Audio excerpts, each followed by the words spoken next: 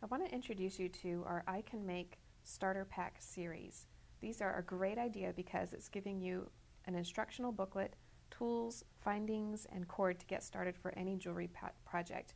And you can see we have 3 different sets here. I have I Can Bead, I Can Make Earrings, as well as I Can Make Jewelry. These are wonderful gift ideas and a great place for a beginner to start learning how to make jewelry. All you need to add is your own selection of beads.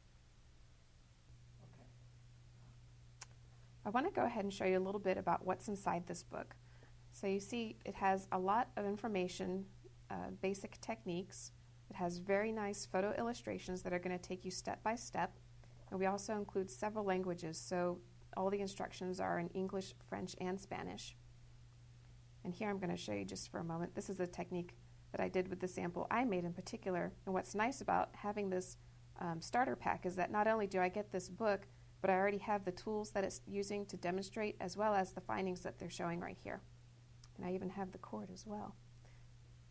I'm just going to flip through so you can see it talks about the different materials, the benefits, how to use the tools. And then in the back here, it also has really nice design inspiration pieces. So you're not going to be making these particular pieces from the materials only included in here, but the starter pack gives you a really nice basic assortment so that you can start making jewelry right away. There we go. So I want to show you in more detail the findings that are included with this. Okay. Here's to show you in more detail more about the findings and cording and things that are included with the starter pack. And this is really a nice assortment. It already includes the 7-strand beading wire, which is really useful for heavy designs. I've got head pins and eye pins in there. I have jump rings, which are very useful for connections, the crimp tubes, which you'll need to work with the beading wire, toggle ends, lobster claw clasp, ribbon ends, and some chain. And aside from the findings, which are essential, it also includes 3 different cording. So I've got some black leather cord, some tan, and as well as some stretchy cord, which is always nice for making bracelets. And we also include 2 tools, and these are really great tools to have. First of all, this is a cutter, which obviously can really get into tight spaces, has a very nice fine edge to it. And this is our needle nose pliers that also have a cutting edge right there. And these are good for making turns and wires, or also for pressing crimps flat. So that really gives you some nice basics to work with and begin designing. So based on the book and the starter pack, what I did is I made a couple of design samples just to show you how easy it is to create with this set. And all I needed to purchase outside of the starter pack itself were these 2 things. I've got a bead assortment that I like, and then I also found a pendant that I thought matched really well. And this is easy to do because in packs like this, you obviously get quite a nice assortment of beads already that are matched and coordinated. And then I thought this looked really nice with it as well. So for this design sample, what's nice is that I worked with the 16 inches of the neutral colored leather cord, and the beads that I chose have a large enough hole that you can just string them directly onto here. So for my design, what I did is I started off with the pendant in the center, and then I just did a mirror-like design. So I had the same beads going up each side, alternating a little bit. And then you can see how I finished this off.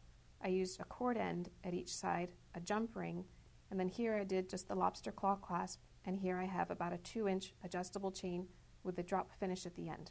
So I'm going to show you next how to do the cord ends here.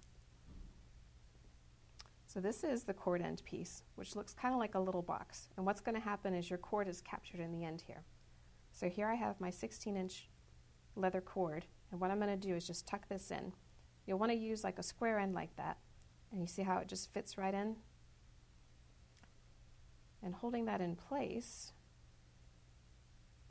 this particular style cord end has a little fold over, so I'm going to begin with this part. You could just do this with your finger, and then to really press it in, I'm going to take the needle nose pliers, crush that down.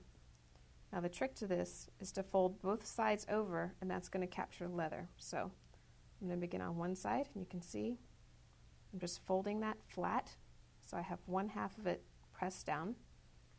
Now I'm going to go to the other side and do the same thing, kind of bend it right at the edge. And this is the advantage of a tool like this, is you can really get into these tight spots. I'm going to press it several times to make sure it's completely flat. I can tug and make sure it's captured. And now you see I have a nice easy ring end to work with rather than trying to tie a knot or something here. So on this particular end, I'm going to show you how I'm going to use a jump ring to go ahead and connect on the lobster claw finding. I can manage this with one hand, but it is nicer to have two of the needle nose pliers just so that you can get a tighter grip on here. And you can see I'm able to thread on the end of that cord and thread on my clasp. I'm going to bring the two halves together again.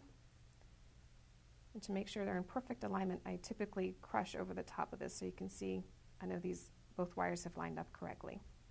Make sure there's no large gap because I don't want this to fall apart. And here you can see that's one clasp end. Just to demonstrate again, I'm going to attach the cord end right here.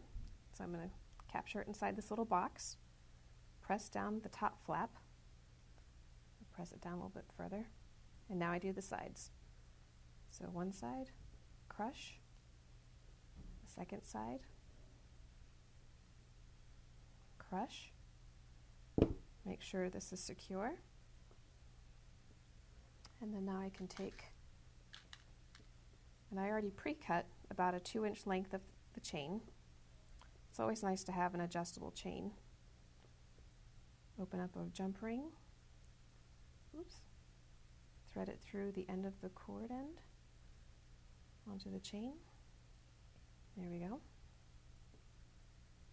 After the adjustable chain, the way I finished it was to add a little drop at the end, which is just a nice decorative accent. So here I'm going to take a head pin, which has a nice stop at the end. I'm going to go ahead and thread on my accent bead. Use the needle nose pliers to grip just above the bead, do a 90-degree bend, and then use the cutting edge in the middle there to cut just a little bit over 1/4 inch tail. So you can see I have a tail there. And then very carefully bend this over the top of the prong where it has a slight curve to it. This might take a couple of times going around. There we go. You want that circle to meet. And so here you see I have a little loop at the top. And typically I would recommend for making loops to use round nose pliers because they do have a cone end, which makes making circles easier, but it is possible with needle nose. And once you get to this point, you want to take that loop and open it a little bit to the side. Now you can make your connection. And then just bring the end of that loop back to center. I'm going to make sure my wires are lined up. So here I have the final connection. So that's how I did the ends of this necklace.